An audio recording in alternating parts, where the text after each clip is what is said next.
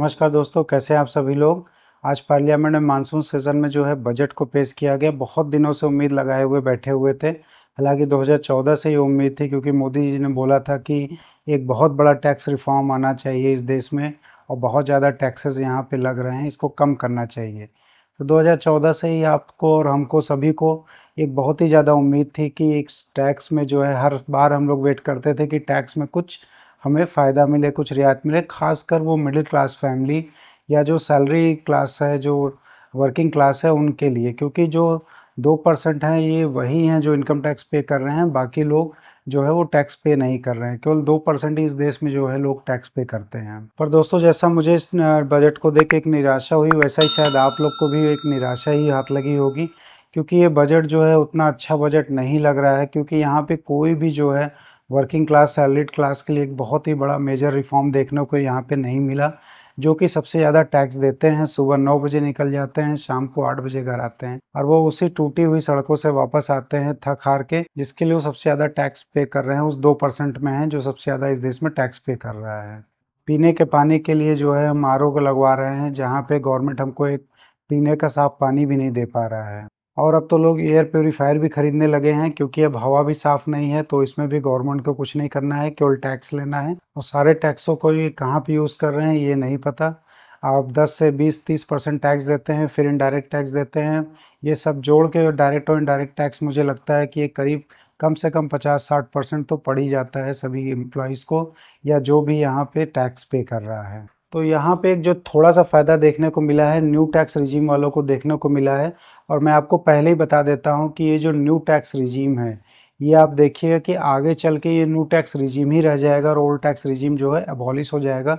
क्योंकि यूएस में जो है न्यू टैक्स रिजीम ही रहता है, जैसा कि यहाँ पे फॉलो हो रहा है। वहाँ पे कोई भी आपको जो सेविंग्स करते हैं वहाँ पे उसका कोई भी रिबेट नहीं मिलता है। हाउसिंग लोन, एलआईसी पॉलिसीज़ आप जो भी ले रहे हैं, फ्यूचर के लिए आप जो भी सेविंग कर रहे हैं, उसके लिए आपको टैक्स में कोई रिबेट नहीं मिलता है। तो यहाँ भी गवर्नमेंट जो चाह रही है कि यूएस के ही ढर्रे पे चलने के लिए कि आप कुछ भी सेविंग मत करिए, केवल टैक्स दीजिए और सब कुछ ख़त्म करिए। और हमारा देश जो है 2008 की मंदी में जो है इसीलिए बचा था, क्योंकि हम सेविंग्स पे ज़्यादा ध्यान देते हैं और सेविंग्स करते हैं और फ्यूचर के लिए बचाते हैं। तो ये आदत जो है गवर्नमेंट जो है हमारी ख़त्म करने की कोशिश कर रही है कि आप डायरेक्ट टैक्स दीजिए।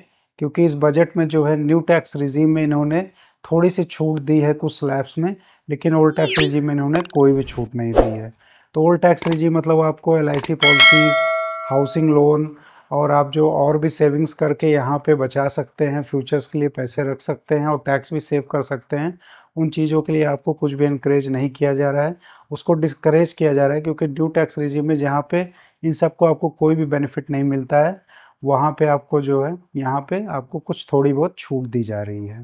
न्यू टैक्स रिजीम में अगर आप 6 से 7 लाख या फिर 9 से 10 लाख के आप स्लैब में हैं, तो वहाँ पे आपको 5% का जो है इस बार डिस्काउंट देखने को मिलेगा। आपका 5% जो है टैक्स कम हो जाएगा।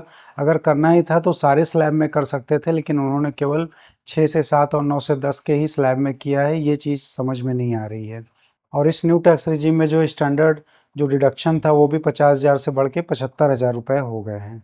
एक जो थोड़ा सा फ़ायदा और देखने को मिला है सैलरीड क्लास को, यहाँ पे एनपीएस का जो एम्प्लॉयर कंट्रीब्यूशन है वो 10% से बढ़ के 14% कर दिया गया है, जिससे आपको पेंशन में थोड़ा सा फ़ायदा मिल सकता है।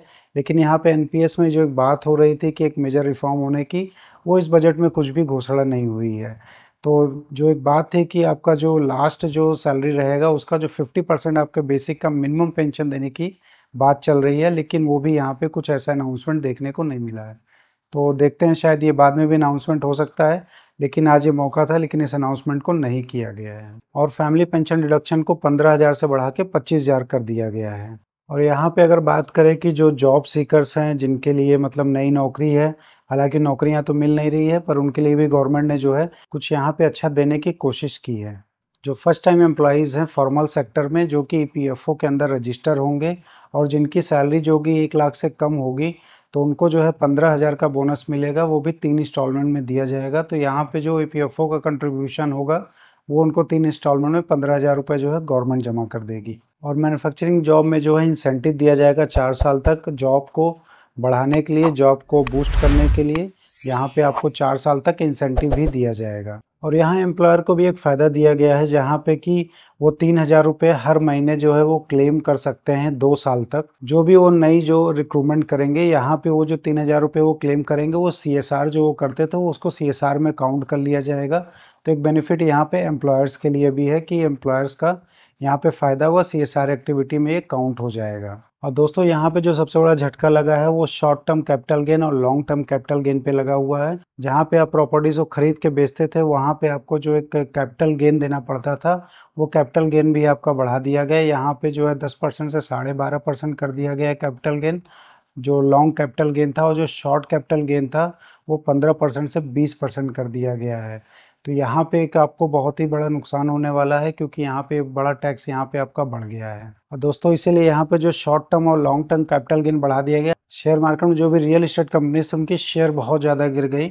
और एक बार आपने देखा भी कि बजट के बाद बहुत ज़्यादा शेयर गिरा। मेरा भी शेयर करीब जो आज सुबह -2,000 रुपये था, करीब 40,000 माइनस तक चला गया था। बाद में हालांकि रिकवर हो गया तेजी से। तो यहाँ पे मार्केट भी मुझे लगता है कि जो शेयर मार्केट था इस बजट को पसंद नहीं किया, और सारे के सारे शेयर जो है नेगेटिव होते चले गए और पूरा बाजार जो है वो गिर गया यहाँ पे। और यहाँ पे दोस्तों फ्यूचर एंड ऑप्शंस में भी जो आपके टैक्सेस थे उसको भी बढ़ा दिया गया है, उसको भी 0.06 से 0.1% पे ला दिया गया है। तो यहाँ पे भी आपको ज़्यादा टैक्स देना पड़ेगा। तो कुल मिला जुला के जो है आपको पूरा ज़्यादा ही टैक्स देना पड़ेगा। यहाँ पे टैक्स कम कुछ नहीं हुआ है, सारा का सारा बोझ मिडिल क्लास फैमिलीज़ पे है। कॉर्पोरेट टैक्स यहाँ पे कम किया गया है, 40 से 35% कॉर्पोरेट टैक्स कर दिया गया है।